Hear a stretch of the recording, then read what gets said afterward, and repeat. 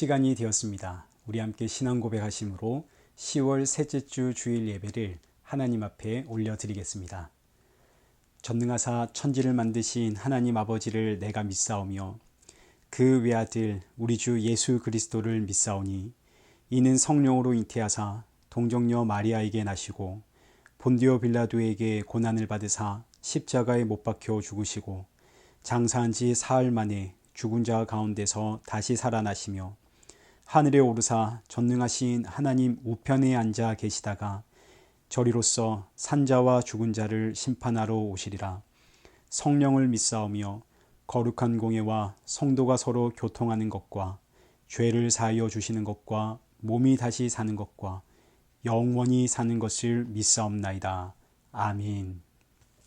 교독문 86번을 함께 교독하시겠습니다. 또 내가 보니 보라 어린 양이 시온산에 섰고 그와 함께 14만 4천이 서 있는데 그들의 이마에는 어린 양의 이름과 그 아버지의 이름을 쓴 것이 있더라. 내가 하늘에서 나는 소리를 들으니 많은 물소리와 같고 큰 우레소리와도 같은데 내가 들은 소리는 검은 고 타는 자들이 그 검은 고를 타는 것 같더라. 그들이 보좌 앞과 내 생물과 장로들 앞에서 새 노래를 부르니 땅에서 속량함을 받은 14만 4천 밖에는 능히 이 노래를 배울 자가 없더라. 이 사람들은 여자와 더불어 더럽히지 아니하고 순결한 자라.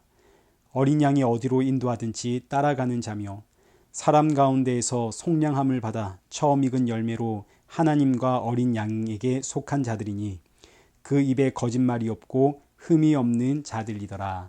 아멘. 찬송가 23장입니다.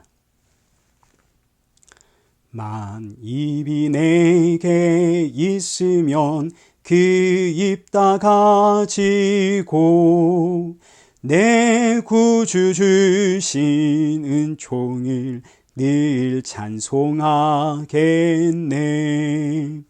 내 은혜로우신 하나님 날 도와주시고 그 크신 영광 널리 펴 다 알게 하소서. 내 주의 귀한 이름이 날 위로하시고 이 귀의 임악 같으니 참 희락되도다. 내 죄의 권세 깨뜨려 그 결박 푸시고 이 추한 마음을 비로소 곧 정케 하셨네.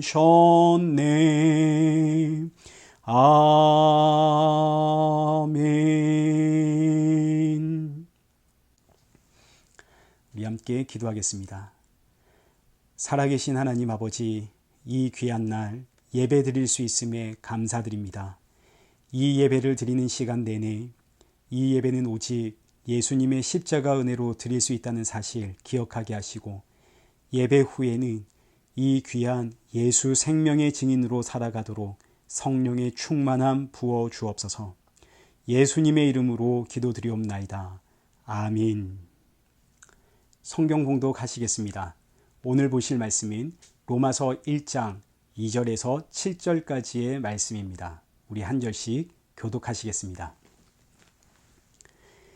이 복음은 하나님이 선지자들을 통하여 그의 아들에 관하여 성경에 미리 약속하신 것이라. 그의 아들에 관하여 말하면 육신으로는 다윗의 혈통에서 나셨고 성결의 영으로는 죽은 자들 가운데서 부활하사 능력으로 하나님의 아들로 선포되셨으니 곧 우리 주 예수 그리스도시니라. 그로 말미암아 우리가 은혜와 사도의 직분을 받아 그의 이름을 위하여 모든 이방인 중에서 믿어 순종하게 하나니 너희도 그들 중에서 예수 그리스도의 것으로 부르심을 받은 자니라. 로마에서 하나님의 사랑을 받고 성도로 부르심을 받은 모든 자에게 하나님 우리 아버지와 주 예수 그리스도로부터 은혜와 평강이 있기를 원하노라. 아멘. 교회 소식 알려드리겠습니다. 헌금과 말씀 후원은 옆의 영상을 참고해 주시기 바랍니다. 계속해서 우리 이레교회의 새로운 예배처를 위해서 기도 부탁을 드립니다. 이레교회 온라인 예배는 주일 오후 1시입니다. 아동부와 청소년부 예배는 주일 오전 11시가 되겠습니다. 수요 예배는 수요 저녁 7시입니다. 참여하시는 방법은 줌으로 들어오셔서 778-878-5238을 입력하시면 되겠습니다. 특별히 우리 아동부와 청소년부는 우리 부모님이 많은 참석을 격려해 주시면 감사하겠습니다. 오늘 살펴볼 본문 로마서 1장 2절에서 7절까지는 복음이란 무엇인지를 정의하고 있는 정말 너무너무 중요한 말씀입니다. 지난주에는 1절을 통해서 사도 바울이 로마의 성도들에게 자신을 소개하는 짧은 구절에 대해서 살펴보았습니다. 로마의 성도들에게 자신을 소개한 사도 바울은 곧바로 왜 이 편지를 썼는지 본론으로 들어가게 되는데, 이때 기억해야 할 것은 지금 로마 교회의 상황입니다. 지난주에 이미 살펴보았지만 로마서의 배경은 우리가 보는 내내 기억해야만 합니다. 로마 교회는 로마의 경건한 유대인들이 오순절을 지키기 위해 예루살렘에 왔다가 복음을 전하는 사도들을 통해서 예수님을 영접하게 됨으로 세워진 교회입니다.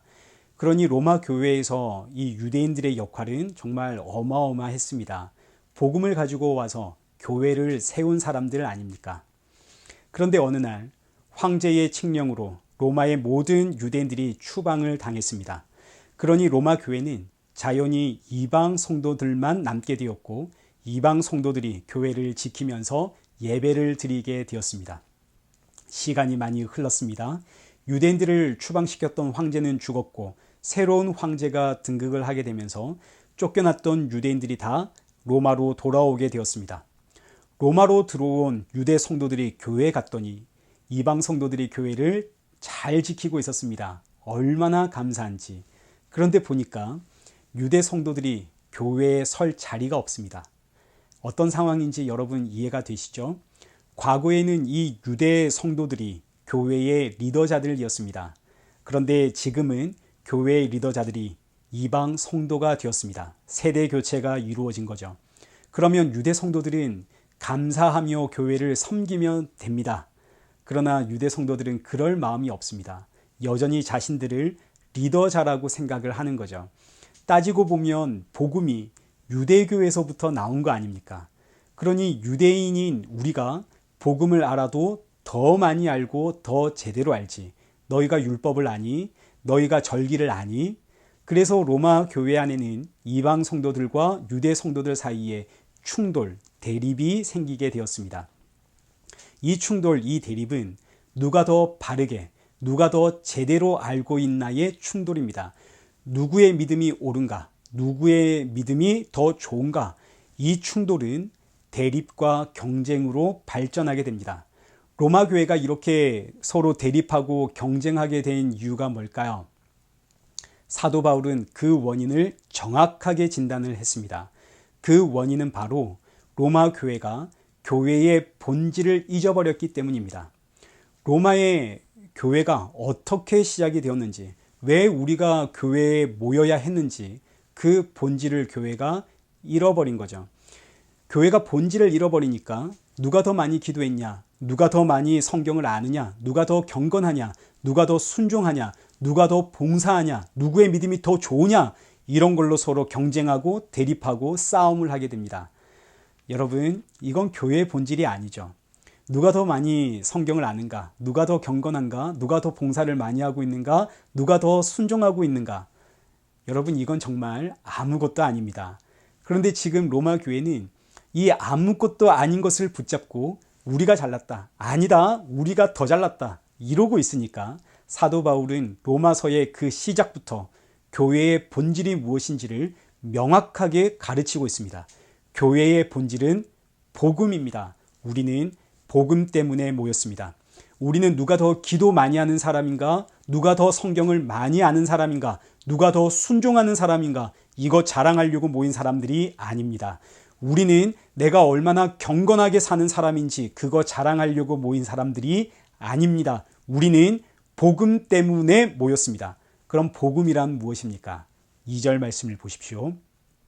함께 읽겠습니다.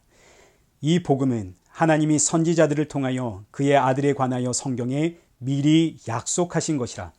2절의 말씀을 보니까 복음이란 무엇에 관한 내용인가요? 그 아들에 관한 내용입니다.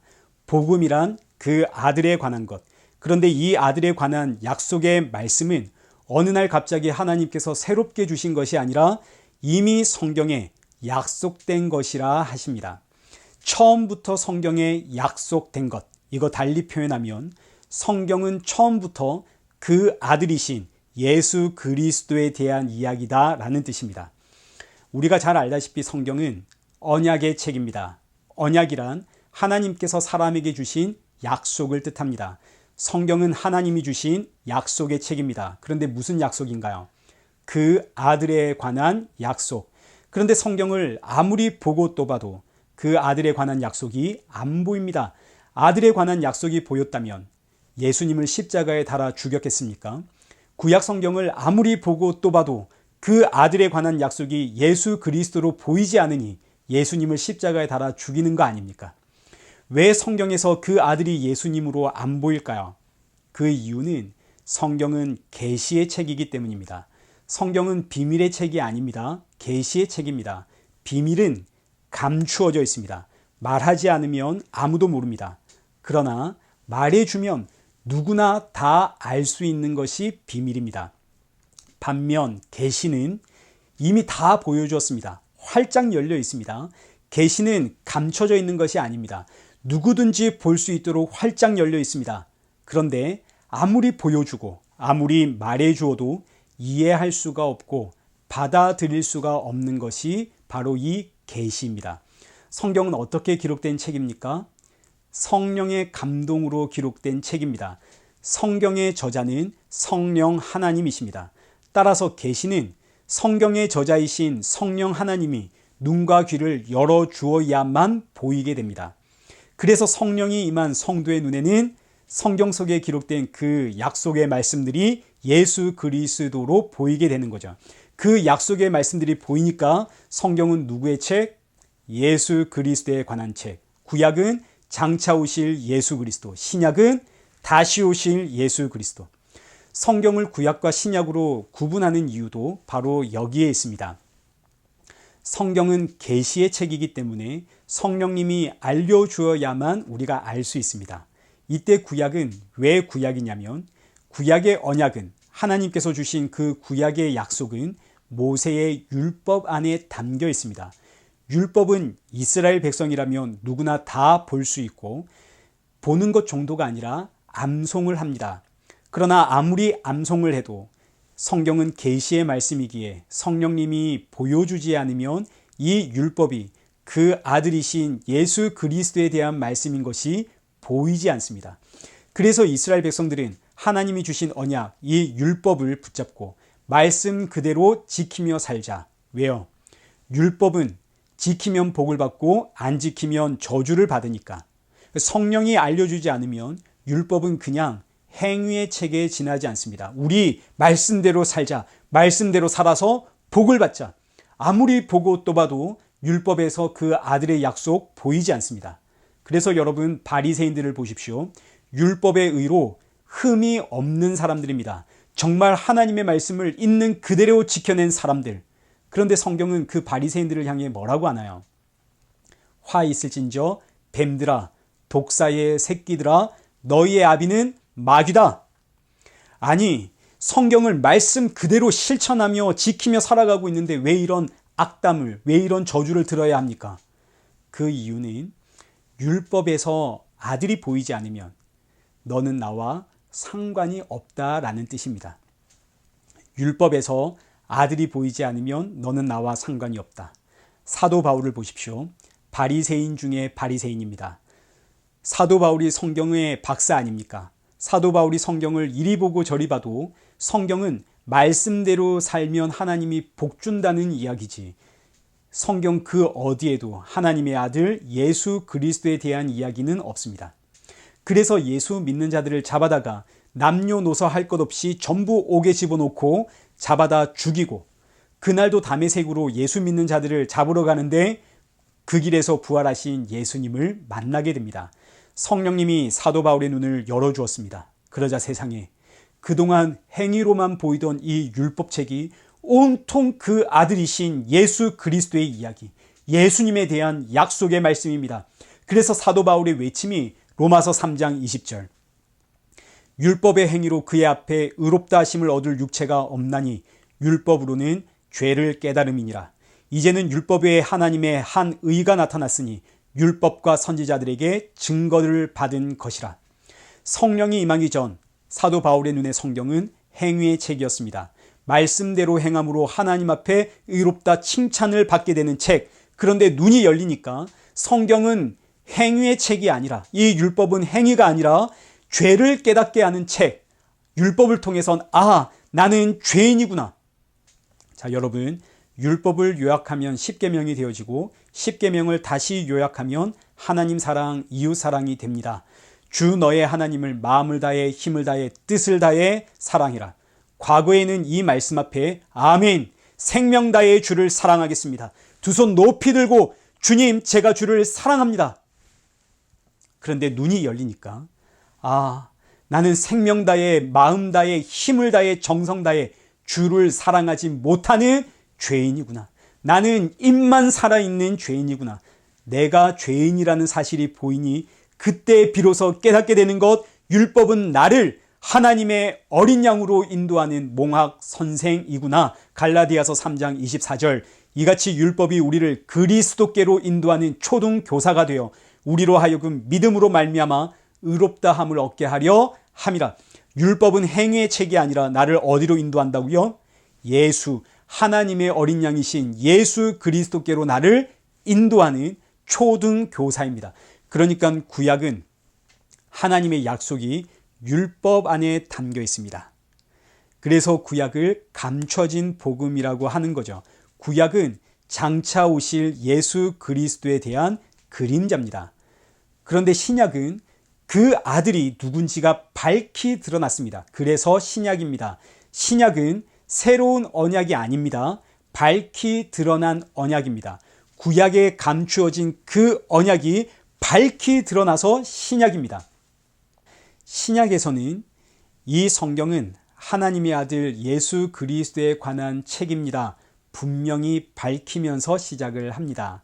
마태복음 1장 1절 말씀을 보시죠. 아브라함과 다윗의 자손 예수 그리스도의 계보라. 여기서 계보라는 의미는 세계, 역사라는 뜻입니다. 아브라함과 다윗의 자손 예수 그리스도의 세계라. 예수 그리스도의 역사라. 아브라함과 다윗은 이제 나중에 다시 한번 살펴보게 되겠지만 하나님으로부터 약속을 받은 선지자들입니다. 아브라함이 하나님께 어떤 약속을 받았나요? 내가 너에게 아들을 줄게. 다윗도 마찬가지입니다. 다윗도 하나님으로부터 약속을 받습니다. 사무엘하 7장 12절 말씀 보시죠. 내가 내 몸에서 날 내 씨를 내 뒤에 세워 그의 나라를 견고하게 하리라. 그는 내 이름을 위하여 집을 건축할 것이요 나는 그의 나라 왕위를 영원히 견고하게 하리라. 다윗이 받은 약속도 마찬가지입니다. 내가 너에게 아들을 줄게. 이 아들이 누군가요?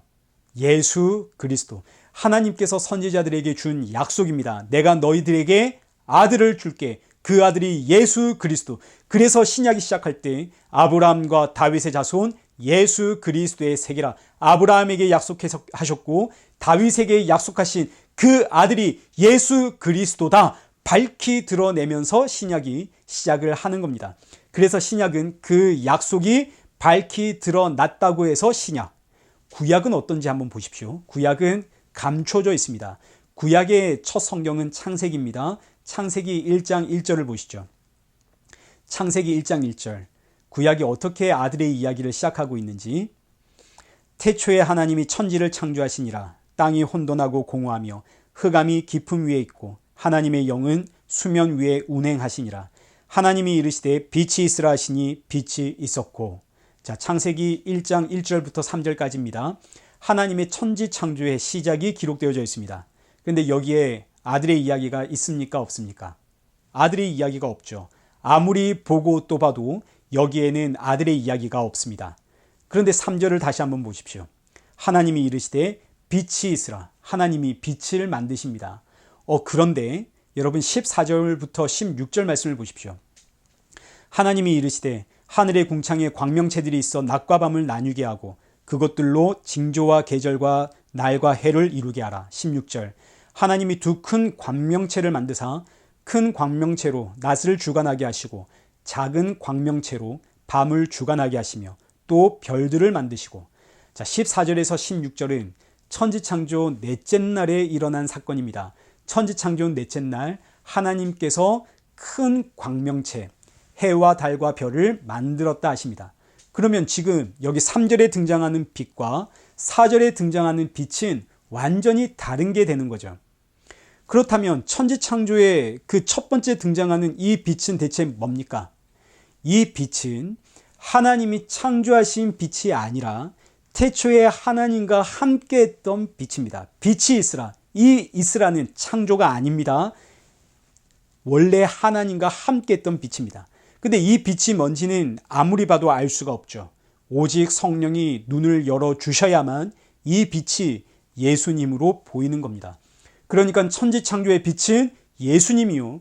빛이신 예수님을 통해서 천지가 창조되었다 하는 것이 창세기의 시작입니다. 그래서 요한복음 1장 1절을 보십시오. 어떻게 시작하고 있는지 태초에 말씀이 계시니라. 이 말씀이 하나님과 함께 계셨으니 이 말씀은 곧 하나님이시니라. 아니 태초에 말씀이 언제 하나님과 함께 계셨나요? 창세기 1장 어디에 그런 말씀이 있습니까? 그런데 이어지는 말씀을 통해서 우리가 확인해 보면 이 말씀이 바로 그 빛이구나. 자, 2절 말씀도 보시죠. 그가 태초에 하나님과 함께 계셨고 만물이 그로 말미암아 지은 바 되었으니 지은 것이 하나도 그가 없이는 된 것이 없느니라. 여기서 그란 빛입니다. 창세기 1장 3절에 등장하는 그 빛, 그 빛이 천지를 창조하였느니라. 그래서 5절 말씀 보십시오. 빛이 어둠을 비치되 어둠이 깨닫지 못하더라. 9절 참빛 곧 세상에 와서 각 사람에게 비추는 빛이 있었나니 그가 세상에 계셨으며 세상은 그로 말미암아 지은 바 되었으되 세상이 그를 알지 못하였고. 자, 이제 보십시오. 창세기 1장 3절에 등장하는 그 빛이 누구의 이야기입니까? 그 아들이신 예수 그리스도의 이야기입니다. 그래서 예수님을 빛으로 오신 예수 그리스도라고 이야기하는 거죠. 그러니 구약의 첫 성경 창세기는 그 시작부터 누구에 대한 이야기입니까? 아들이신 예수 그리스도의 이야기입니다. 예수 그리스도가 천지를 창조하였느니라. 그런데 이 말씀이 밝히 드러나 있나요? 감춰져 있나요? 감춰져 있죠. 그래서 구약은 율법 안에 감춰진 복음입니다. 그러나 구약도 그 시작부터 예수 그리스도로 시작을 하는 거죠. 반면에 신약은 아브라함과 다윗의 자손 예수 그리스도의 세계라. 아브라함에게 약속하셨고 다윗에게 약속하신 천지를 창조하신 그 빛이 예수님이다. 밝히 드러내며 시작을 합니다. 그러나 아무리 이렇게 밝히 드러내 보여도 사람들은 알아듣지를 못하고 이해하지를 못합니다. 왜요? 계시의 책이거든요. 구약과 달리 신약은 밝히 드러나 있습니다. 그냥 이제 보면 됩니다. 그러나 아무리 보고 또 봐도 이해할 수가 없죠. 성령님께서 눈과 귀를 열어주셔야 합니다. 오늘 저와 여러분이 성경을 보면서 구약은 장차 오실 예수 그리스도의 이야기, 신약은 다시 오실 예수 그리스도의 이야기로 보인다면 그 이유는 내 안에 지금 누가 계시기 때문에, 내 안에 성령님이 계시기 때문에. 이제 다시 로마서 1장 2절 말씀을 보십시오. 이 복음은 하나님이 선지자들을 통하여 그의 아들에 관하여 성경에 미리 약속하신 것이라. 이제 이 말씀이 확실히 이해가 되시죠? 이어지는 3절에서 7절까지는 2절에 대한 풀이, 그 해석입니다. 방금 전부 다 제가 말씀을 드렸기 때문에 간략히 정리만 하겠습니다. 3절 말씀을 보십시오. 그의 아들에 관하여 말하면 육신으로는 다윗의 혈통에서 나셨고, 여기서 다윗의 혈통이라고 할 때 혈통이라고 우리는 번역을 했지만 원 의미는 씨라는 뜻입니다. 예수님은 다윗의 씨로 오셨습니다. 이 말씀이 앞에서 우리가 살펴본 사무엘하 7장 12절 내가 내 몸에서 날 내 씨를 내 뒤에 세워 그의 나라를 견고하게 하리라. 그는 내 이름을 위하여 집을 건축할 것이요. 하나님께서 다윗에게 약속하신 그 씨가 바로 예수님이라는 뜻입니다. 하나님께서 다윗에게 주신 그 약속이 예수님이다. 그래서 3절의 말씀을 다시 표현하면 이 아들에 관해서 말하자면 육신으로는 다윗에게 약속한 그 씨로 이 땅에 오셨고, 4절 성결의 영으로는 죽은 자들 가운데서 부활하사 성령으로 하나님의 아들이라 선포되셨으니 곧 우리 주 예수 그리스도시니라. 자, 3절과 4절의 말씀을 쉽게 표현하면 복음이신 예수 그리스도는 육신으로는 다윗에게 약속한 그 씨로 이 땅에 오셨지만 영은 하나님이라는 뜻입니다. 영은 하나님입니다. 천지를 창조하고 너와 나를 창조하신 그 하나님이 육신을 입고 이 땅에 오셨다는 이야기죠. 왜요? 너와 나를 살리려고. 이게 복음입니다. 이게 바로 복음. 놀라운 이야기 아닙니까? 천지를 창조하신 하나님이 나를 살리려고 사람의 몸을 입고 이 땅에 오셨습니다. 목사님, 아니 그런데 왜 다윗의 혈통, 육신을 입고 이 땅에 오셨습니까? 하나님이 그냥 오시면 될 텐데. 그 이유는 하나님은 빛이기 때문입니다. 빛이신 하나님 앞에 죄인들이 서면 죽습니다. 하늘의 태양이 얼마나 뜨겁습니까? 태양이 조금만 지구 가까이 와도 지구는 너무 뜨거워서 그 어떤 생명체도 살 수가 없습니다. 그런데 그 태양을 창조하신 분이 하나님이시요, 태양보다 더 밝은 빛이 하나님이십니다. 그 하나님이 이 땅에 오시면 살아남을 존재는 아무도 없죠. 출애굽기 33장 18절 보십시오. 모세가 이르되 원하건대 주의 영광을 내게 보이소서. 모세의 소원입니다. 나는 주의 얼굴 보길 원합니다. 그러자 하나님께서 하시는 말씀이 20절. 또 이르시되 네가 내 얼굴을 보지 못하리니 나를 보고 살 자가 없음이니라. 하나님께서 하나님의 그 영광을 가지고 이 땅에 오시면 살 자는 아무도 없습니다. 그래서 하나님은 친히 그 하늘 영광 버리시고 사람의 육신을 입고 이 땅에 오셨습니다. 너와 나를 살리기 위해서. 이 말씀은 정말 듣고 들어도 너무너무 가슴이 뛰고 너무너무 감사하고 감동적이고 감격스러운 말씀 아닙니까? 빌립보서 2장 6절 말씀 보십시오. 그는 근본 하나님의 본체시나 오히려 자기를 비워 종의 형체를 가지사 사람들과 같이 되셨고. 이 이야기가 로마서 1장 3절과 4절의 말씀입니다. 육신으로는 다윗의 혈통, 그러나 영으로는 하나님. 그런데 왜 하나님을 하나님의 아들이라고 부릅니까? 그 이유는 하나님으로부터 났기 때문입니다. 하나님으로부터 나왔기 때문에 하나님의 아들이라고 표현을 합니다. 사람에게서 나오면 사람의 아들입니다. 그러나 예수님은 성령으로 잉태되어 나셨습니다.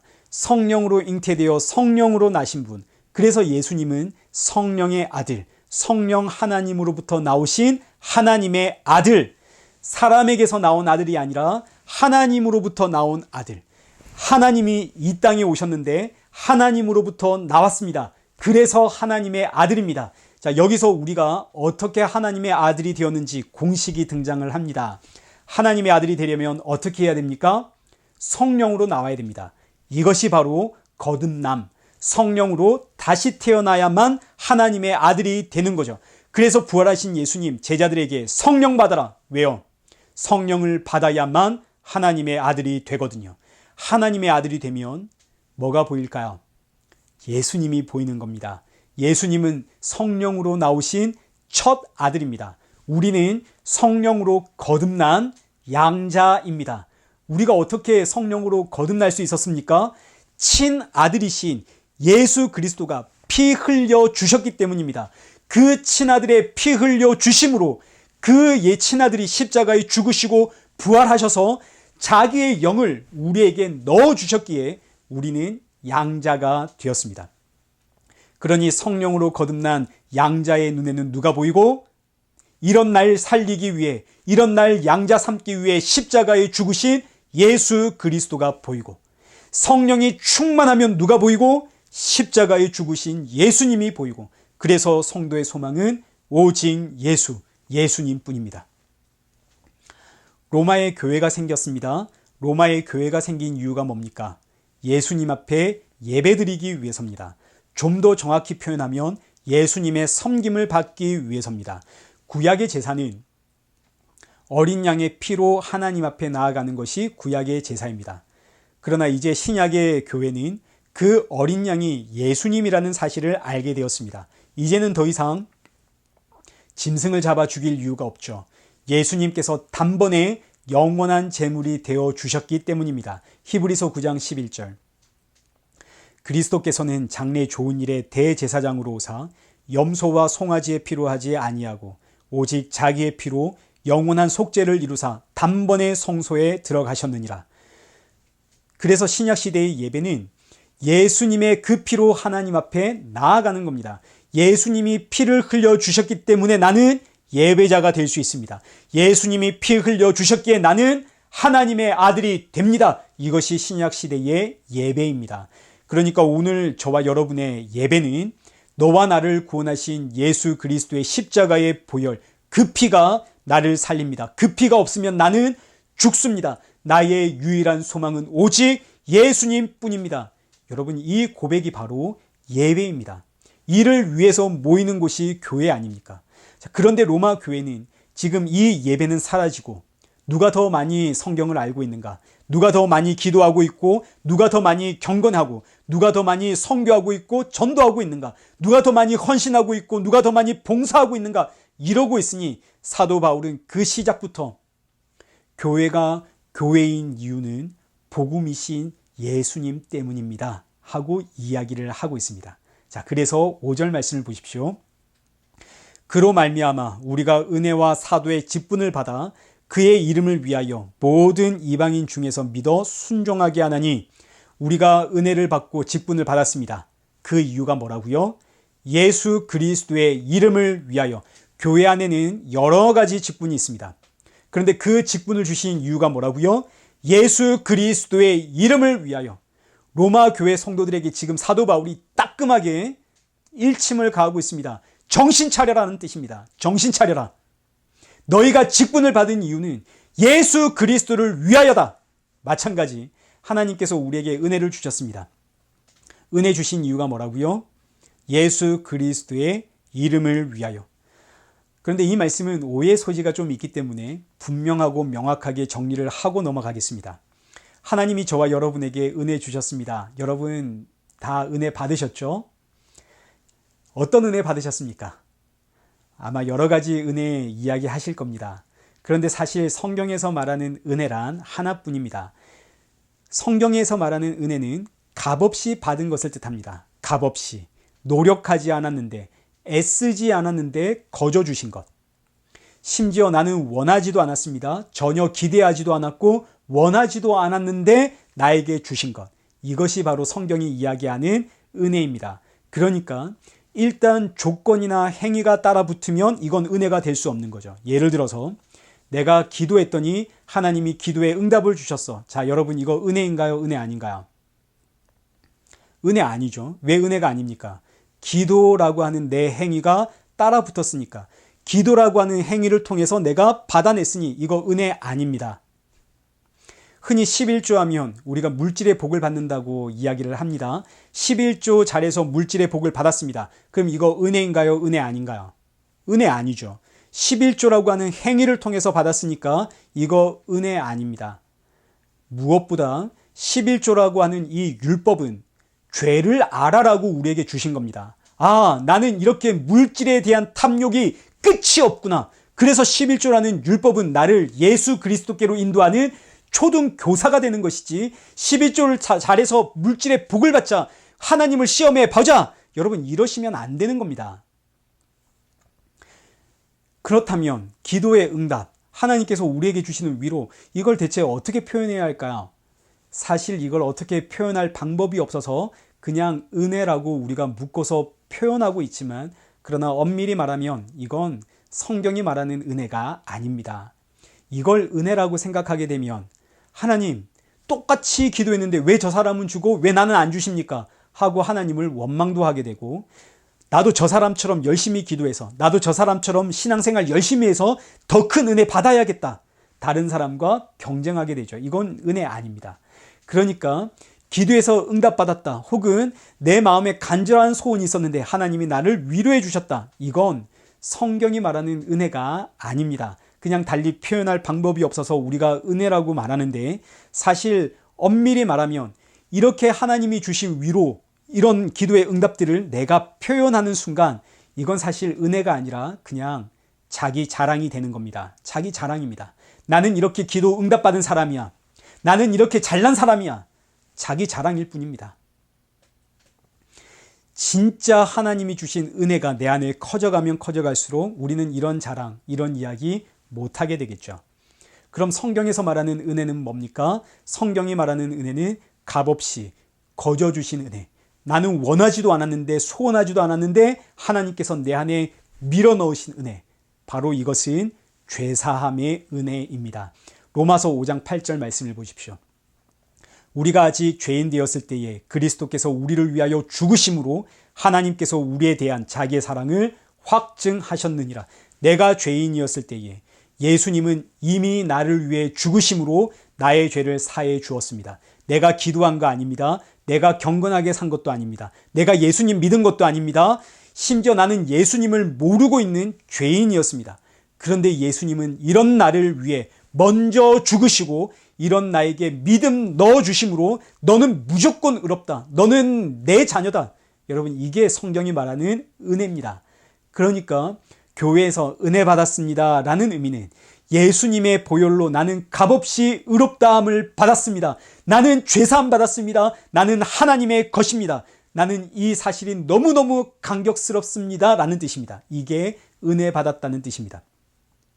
그러니 다시 오늘 본문 5절에서 우리가 은혜 받은 이유는, 값없이 의롭다함을 받은 이유는 오직 예수 그리스도 그 이름의 영광을 위해서입니다. 마찬가지 내가 직분을 받은 이유도 오직 예수 그리스도 그 이름의 영광을 위해서 받은 직분입니다. 따라서 교회는 오직 예수 그리스도 그 이름의 영광을 위하여 존재하는 곳이 교회입니다. 사도 바울의 따끔한 일침이죠. 로마 교회를 향해 정신 차려라. 이제 말씀을 맺겠습니다. 결론입니다. 6절과 7절 말씀을 보시죠. 너희도 그들 중에서 예수 그리스도의 것으로 부르심을 받은 자니라. 로마에서 하나님의 사랑하심을 받고 성도로 부르심을 받은 모든 자에게 하나님 우리 아버지와 주 예수 그리스도로부터 은혜와 평강이 있기를 원하노라. 우리는 예수님의 것으로 부르심을 받았습니다. 예수님의 것으로 부르심을 받은 자들에게는 은혜와 평강이 있습니다. 여기서 은혜는 죄사함의 은혜입니다. 예수 그리스도 안에 있는 자는 죄사함을 받고 예수 그리스도 안에 있는 자는 평강, 쉼, 안식이라는 뜻이죠. 예수님 안에 있으면 쉼을 누립니다. 성도가 이 세상에서 발붙이고 사는 한 사실 성도에게 평강은 없습니다. 이 세상은 죄와 사망의 세상이기 때문에 이 세상은 절대로 성도에게 평강을 주지 않습니다. 그런데 이 세상에서 정말 잠시 잠깐 하나님의 말씀을 들을 때에, 예수님의 말씀을 들을 때에, 혹은 그 예수님의 십자가의 은혜를 묵상할 때에, 기도할 때에 성도는 예수님이 주시는 평안을 잠시 잠깐 맛봅니다. 세상은 줄 수도 없고 세상은 알 수도 없는 평안. 그래서 성도는 예배를 너무너무 사랑하게 되는 거죠.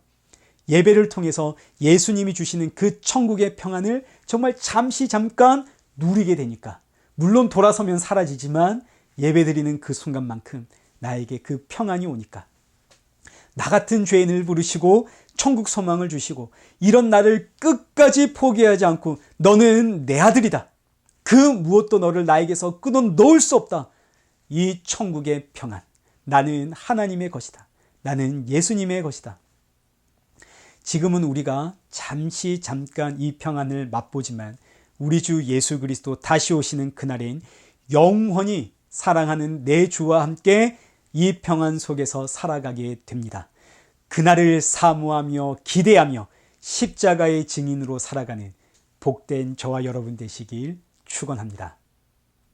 우리 함께 기도하겠습니다. 살아계신 하나님 아버지, 하늘 영광 버리고 이 땅에 오셔서 우리를 주의 것 삼아 주시니 감사합니다. 지치고 힘들 때마다 주 안에서 이 은혜와 평강 맛보게 하시니 감사합니다. 이 귀한 복음의 증인으로 우리를 부르셨사오니 주님 오시는 그날까지 주신 사명 잘 감당하는 성도가 되어질 수 있도록 우리 모두에게 성령의 충만함 부어 주옵소서. 이 한 주도 감사와 찬양이 넘치는 성도 되게 하여 주옵소서. 예수님의 이름으로 기도드리옵나이다. 아멘. 찬송가 486장 찬양하신 이후에 축도로 예배를 마치겠습니다. 이 세상에 근심된 일이 많고 참 평안을 몰랐구나. 내 주 예수 날 오라 부르시니 곧 평안히 쉬리로다. 주 예수의 구원의 은혜로다. 참 기쁘고 즐겁구나. 그 은혜를 영원히 누리겠네.